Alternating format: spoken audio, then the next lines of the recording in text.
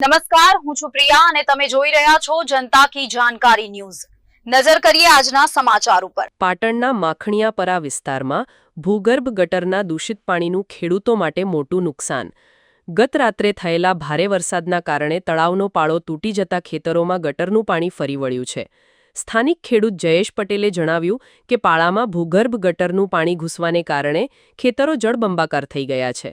આ દુર્ગંધયુક્ત અને પ્રદૂષિત પાણીથી ખેડૂતોના પાકને ભારે નુકસાન થયું છે। 15 દિવસ પહેલા પણ પાળો તૂટી ગયો હતો અને વાવણી નિષ્ફળ થઈ હતી। ત્યારબાદ ફરી વાવણી કરી હતી, પરંતુ ફરી તળાવ તૂટવાથી ખેડૂતોના પાકને ફરીથી મોટું નુકસાન થયું છે।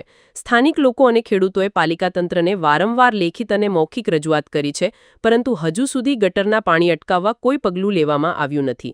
કોર્પોરેટર ભરત ભાટિયાના જણાવ્યા મુજબ પાલિકા પ્રમુખ અને ચીફ ઓફિસર મામલે ધ્યાન નથી આપતા। વહીવટી નિષ્ક્રિયતાના કારણે દર વખતે વિસ્તારના ખેડૂતોએ નુકસાન ભોગવવું પડે છે। રિપોર્ટ અનિલ રામાનુજ, રાધનપુર।